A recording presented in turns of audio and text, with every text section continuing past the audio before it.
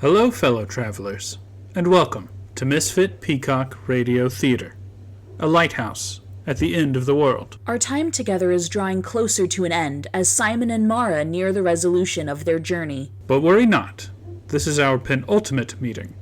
We will see each other one more time before this apocalypse arrives. So sit, rest, and please, enjoy the fleet.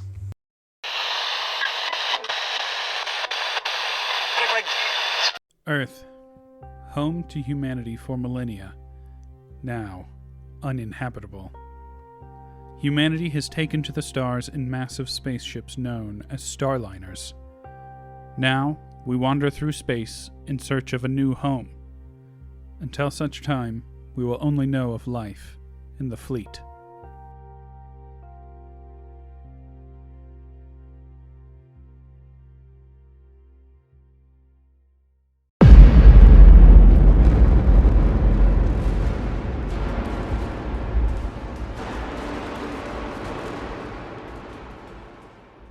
All Kira Smith remembers from before his death is the feeling of his body bloating with the expansion of bursting blood vessels. Then everything is black. Next comes the taste of copper and plastic. The next time Kira wakes, he's given 2 orders. Accept your new status and recover. Kira obeys. Standing before a mirror, Kira accomplishes his first order. Kira's old face, a face he can no longer remember, has been replaced by an expressionless skull.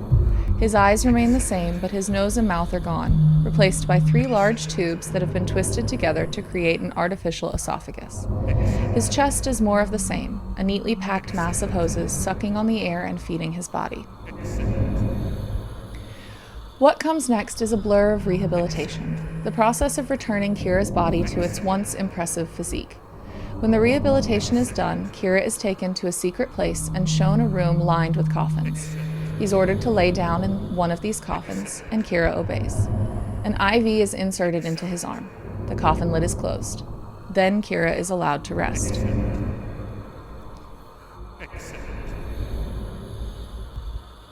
Kira finds himself in a small shuttle. He's being shown a picture of a man and a small device. Kira is given 3 orders.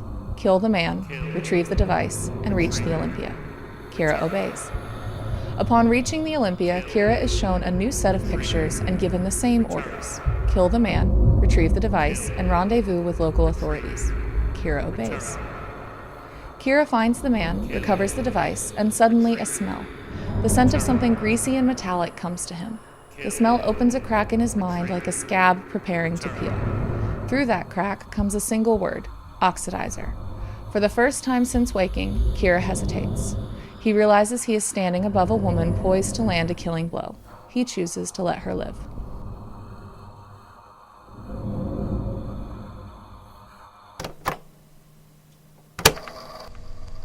I can't say I felt totally confident in our plan.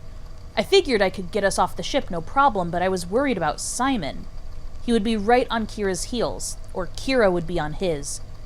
We didn't have any other options, though. The race was on, and we had no idea how fast our competition was moving. Now arriving at Olympia main deck. Here you'll find fleet arrivals and fleet departures, as well as the climb to Mount Olympus, the story of our hope. Okay, the coast is clear. I don't see any security people, so I'm taking this ridiculous thing off. Hey, careful with that. I think it's real wool. Really? But it's so scratchy. Why would anyone want that? Clearly, it's very... Never mind, it's not important. It's time to split up. Where are you headed? Up another level. If we're lucky, then the ride that got me here hasn't left yet. But even if they have, I should be able to find someone willing to take 3 fugitives out of here. Do you have a plan for getting the recipient out of here? I've got some convincing words to say to them. Like? I don't know yet. Simon! We will be departing shortly. Please, take your seat. I'll think of something in the moment. We need to get moving. We've still got the radios, so check in once you get to the courier station, and you call the instant you see any sign of Kira. Good luck. Same to you. Lift, now depart. Simon, do you copy? What's up? Just making sure you're still with me. Worried I might jump ship? Not anymore. Not since you came sprinting back and gave me that whole speech about sheep. You had a look in your eyes that I've never seen before. What look? Resolve, maybe?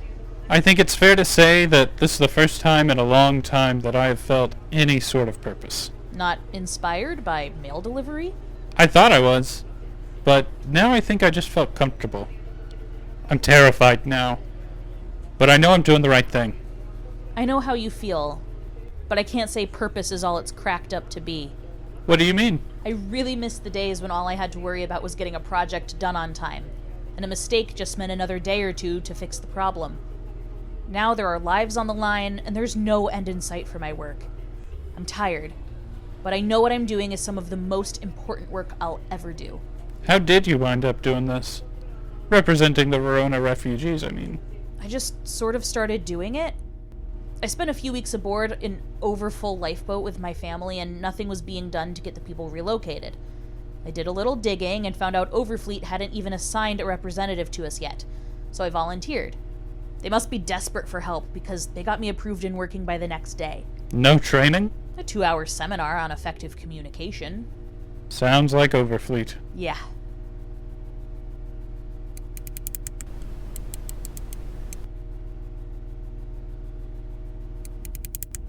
What is your command? What are you? What is your command? Right. That didn't work before. I have to be specific. You know you're you, though, because I asked what your function was and got a response. Tell me when you were manufactured. 1.75e plus 1000000. Okay, that's enough. What is your command? Are there other things like you? What is your command? Tell me if you are unique. No. What is your command? Okay, there are other things like you. What is your command? Locate another program like you.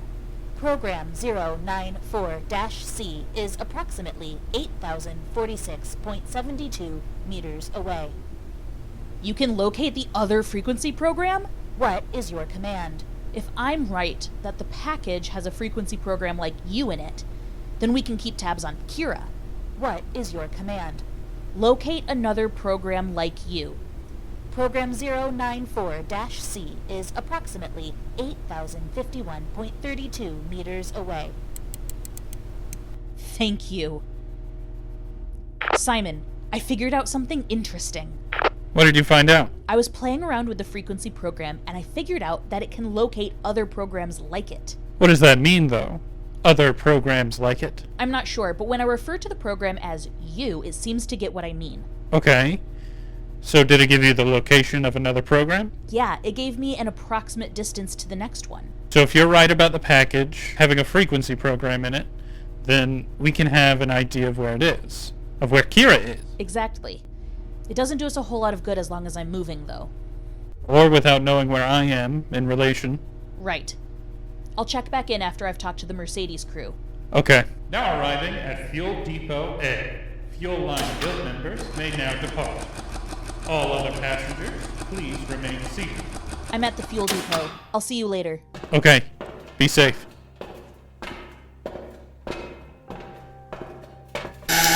Please state your name and ship. Maura Salvi, the Mercedes. Hello, Miss Salvi. Finally decided it's time to go home? Andrew. There's no point in trying to run, Miss Salvi.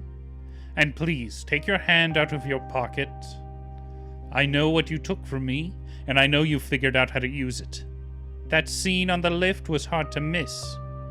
Hand it over, and come quietly, or your friends on the Mercedes will have to answer for your crimes as well.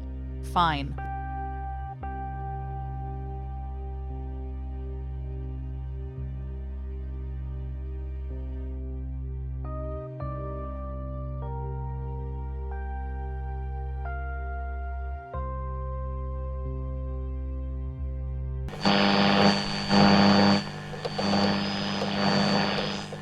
Welcome to the climb to Mount Olympus, the story of our home. As you explore the exhibit, you will learn about how our home was made, the man who designed it, and a little about the people who first boarded the Olympia and left old Earth. But before you begin your journey into our past, we first have a few words from the Olympia's architect, Joseph Walsh. Please sit back and enjoy. Hello. Welcome to the Olympia. Although, maybe I should just say, welcome to New Earth. I'm sure by now, the Olympia is a long-forgotten memory.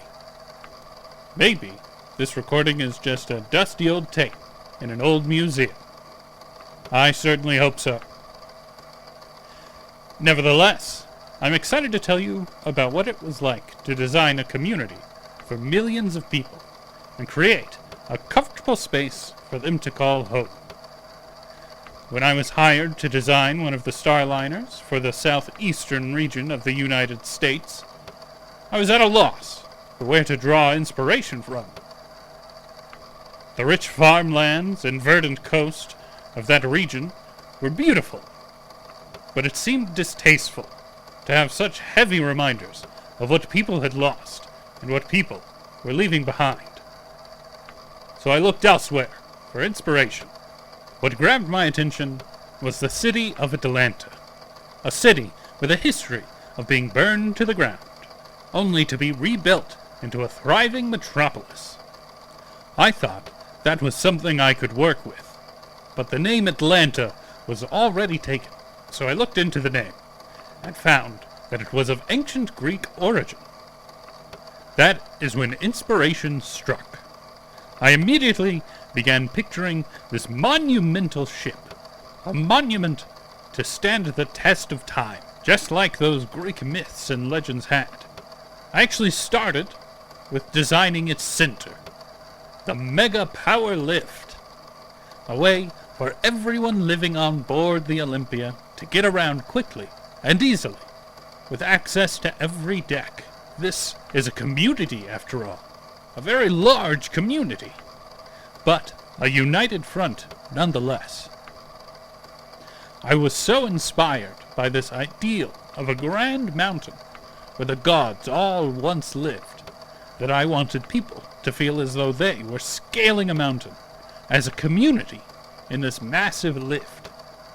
From there, the theme of unity and grandeur developed naturally, an air filtration system that literally unites the entire ship, a communications array that allows everyone from the bridge to the smallest family compartment to speak with one another. Then I added a bit of my own flair, with the gold-flecked synthetic marble wherever was sensible, as well as the golden solar panel on the outside.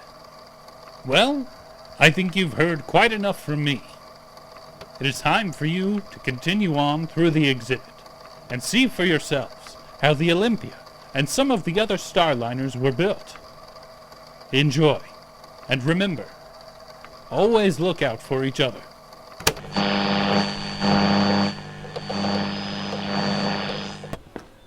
Okay. No, I don't think the kebab Be guy safe. is suspicious. He's been around for years. I think somebody would have figured him out by now. You can't just say exactly. You have to have something to back this up. No, I don't think the Kryptonaut guy will care. I'll call you back. I've got a customer. Sergeant Simon, welcome back. Did you find the package you were looking for? I did, but now I need to find the recipient. I'm hoping you can help me with that. Sure. What do you need? I need the parcel logs, not the automated report, the one your system uses to generate the automated report, and I need your courier dispatch records, including timestamps and address. Did you get permission from your commanding officer to request this information? No. Okay, so these reports will have a lot of people's personal information on it. Olympia regulation requires that any overfleet official requesting the private information of its passengers goes through their commanding officer to get the information. Is there any way you could make an exception? I'm so close to finding the guy and being able to go home. Only if you want us both to lose our jobs. Look, I can't tell you why, but getting this information is life or death. If I don't figure out who this package was meant for, then the Olympia is going to be in grave danger. Uh-huh. I'm gonna get my manager. Wait. Your girlfriend was right. What? Your girlfriend was right. Kira Smith did come to the Olympia and hide out. I met him. You met him? Met isn't the right word. He kidnapped me and took me to the bottom deck. He's been hiding out there just like your girlfriend said. Why did he kidnap you? It's a long story. What matters is I get those reports so I can track him down. Please. Okay, wait here. But if anyone asks, you didn't get these from me. Thank you.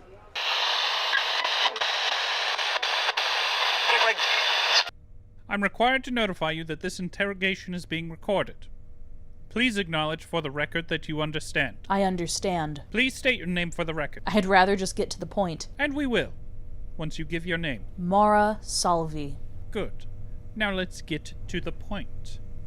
You know how to operate this frequency program? I do. Would you care to share that information with me? No. Why is that? I won't say anything else without legal representation. I see. And what happened to wanting to get to the point? Very well, Miss Salvi. If you are not willing to cooperate, then things are going to get quite nasty for you. If you cooperate now, you will be able to leave the Olympia in peace. If you make me walk out the door, then I will not be leaving to get you a lawyer. And when I return, you will not have another chance to talk to me calmly. Very well. I know about your house on the bottom deck. I know you've been working with Kira. Did you help him kill that Overfleet official too? You're after something very dangerous, Andrew. What for?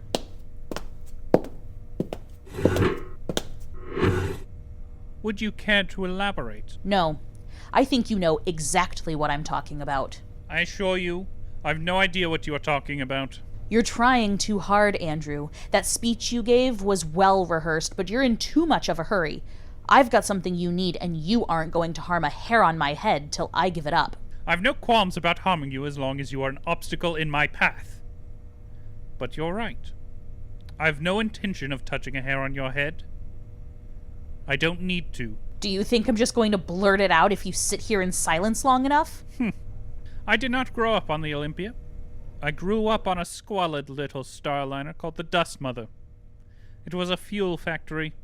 As a child, I heard many tales growing up of men who pulled themselves out of the dust lines and became rich off one scheme or another.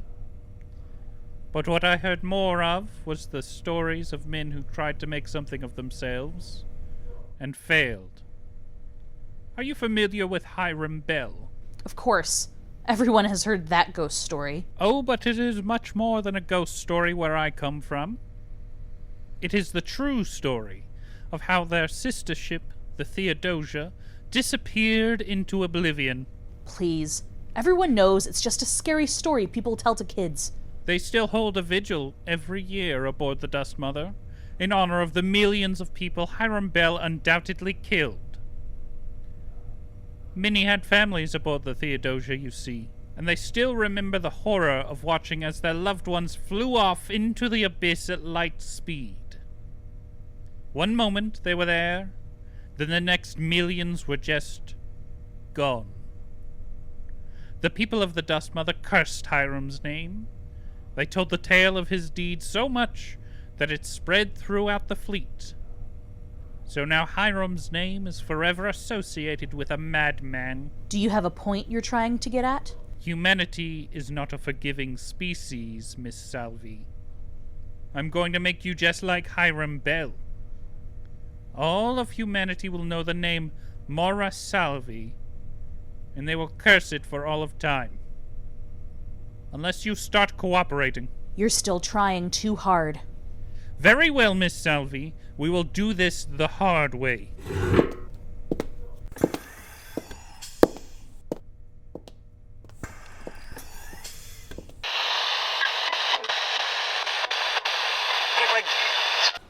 Here you go. The parcel logs and courier dispatch records. Thank you. I'm looking for package 00314. It looks like it was supposed to be dropped off on Residential Deck 7. That's odd. Odd? Yeah, Residential Deck 7 isn't a residential space anymore. It got annexed years ago, like before I was even born. That's probably why it wound up being delivered to the wrong place. The courier making the delivery would have known that address doesn't exist anymore and dropped it off at an address that was similar or someone whose name was similar. Like repurposed? What is it now? Some sort of life support. Like I said, it got annexed so long ago, people don't talk about it anymore. I have a great uncle that was born up there. That's the only reason it rings any bells for me. Then how's anyone sending a package there? No idea. Isn't it your job to figure that out? Fair point. What do the dispatch records say about who delivered it? Looks like it was delivered by Jerry last night. It was added to his route at the last minute. Knowing Jerry, he probably just tossed it in the Samarillis mailbox so he could clock out and go home. But you think he at least dropped it off somewhere because they had a similar name to the actual recipient? Yeah. How would Jerry have known the recipient's name? If he was feeling inclined to do his job, then he would have checked the address in the Olympia databases. Those addresses don't exist for systems outside of our ship, but we still have records of who used to live there. That's what I need. Do you have access to those? I do. Can you look up Residential Deck 7, Block B, Compartment 27? Sure. Give me a moment. Looks like a family used to live there.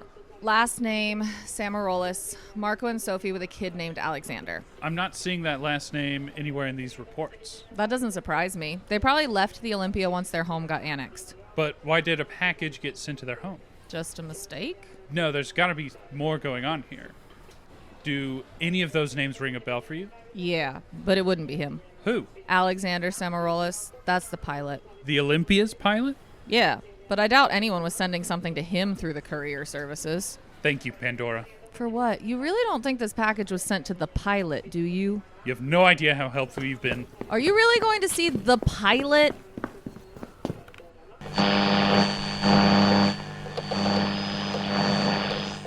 For want of a nail, the horse was lost. For want of a horse, the rider was lost. For want of a...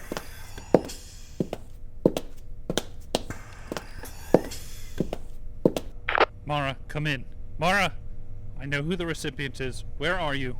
Sounds like Mr. Duna has had far more success than you. He'll figure out what happened to me soon enough. And then what?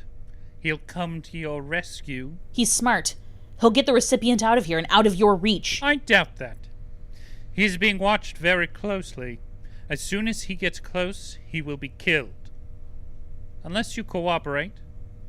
Tell me how to work the frequency program, and you can both still walk away alive. I'm not putting a single life over the millions that will be in danger if an idiot like you knows how to work that thing. I didn't take you to be so cold-hearted. Perhaps you will better understand the magnitude of this decision if you are able to witness the consequences yourself. We'll bring Mr. Duna here, and then you can decide if you'd rather cooperate or watch him die.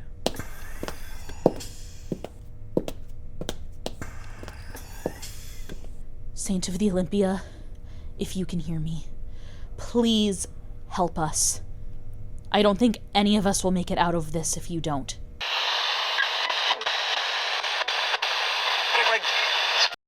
The Fleet is written, produced, and performed by Garrett Whiffen and Madia Medico, with additional voices from Caitlin Bryant. You can find us on Spotify, YouTube, and Apple Podcasts. Like and subscribe for more. Follow us on Instagram at Misfit Peacock Productions. Man Down by Kevin MacLeod, licensed under Creative Commons by Attribution 4.0 license. You can find more of Kevin MacLeod's music at incompetech.com.